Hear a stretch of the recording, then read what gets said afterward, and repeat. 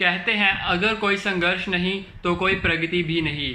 और आज हम बात करने जा रहे हैं ऐसे ही एक इंसान के बारे में जिसके संघर्ष और मेहनत ने उसे 12वीं फेल लड़के से एक आईपीएस ऑफिसर बना दिया। नमस्ते दोस्तों, मेरे चैनल में आपका एक बार फिर से स्वागत है। दोस्तों, आज मैं अपने चैनल पे बात करने जा रहा हूँ 2019 में आई किताब 12th फेल का। दोस्तों, इस किताब को लिखा है अनुराग पाठक जी ने, जो खुद एक सिविल सर्वेंट हैं, और ये किताब लगभग 175 पेजेस की है, तो आप इसको आराम से 2 या 3 दिनों में ख़त्म कर सकते हो। तो चलिए किताब के बारे में जानते हैं। सबसे पहले दोस्तों, मैं आपको बताना चाहता हूँ कि ये कोई फिक्शनल कहानी नहीं बल्कि एक असली कहानी है जो हमें मनोज कुमार शर्मा के 12वीं फेल से लेकर आईपीएस ऑफिसर बनने तक के संघर्ष को हमें बताती है।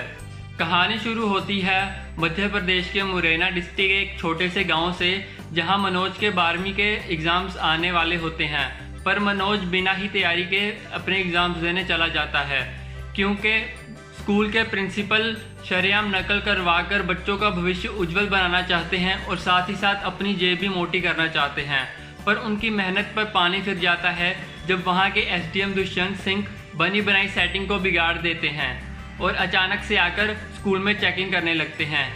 यहाँ पर पहली बार मनोज को किसी सरकारी अधिकारी की ताकत और रुतबे का पता चलता है।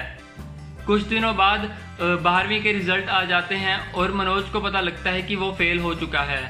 थक हार कर मनोज और उसका भाई डिसाइड करते हैं कि वो एक टेम्पू चलाएंगे, जहां से वो सवारियों को एक शहर से दूसरे शहर लेकर जाएंगे।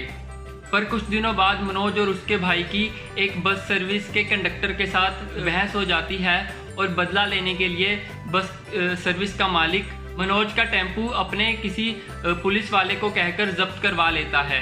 अपने टेम्पू को छुड़वाने के लिए मनोज बार बार पुलिस थाने के चक्कर काटता है, पर हमेशा निराश होकर ही वापस लौटता था। थक हार कर मनोज और उसका भाई एसडीएम दुष्यंत सिंह के पास जाते हैं और दुष्यंत सिंह के न्याय और ईमानदारी को देखकर मनोज बहुत ही ज़्यादा प्रभावित होता है उनसे।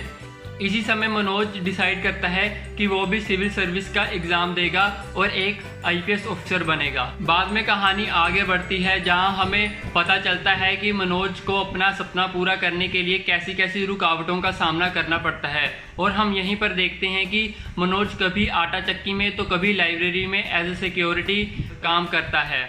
कहानी में लेखक ने मनोज के संघर्ष के साथ साथ हमें दोस्तों का महत्व भी बताने की कोशिश की है, और साथ ही साथ हमें यहाँ पर माँ की ममता का एक सुंदर दृश्य भी देखने को मिलता है।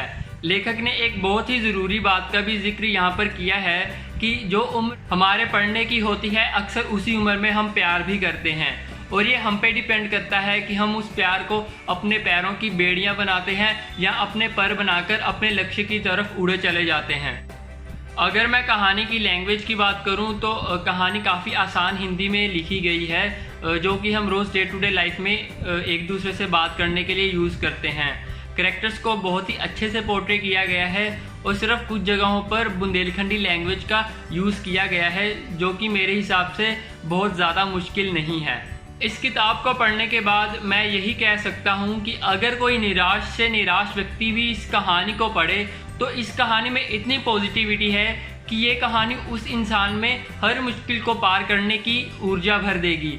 और मैं गारंटी देता हूँ कि आप इस कहानी को पढ़ने के बाद अपने जीवन में आने वाली मुश्किलों को as a source of inspiration लोगे।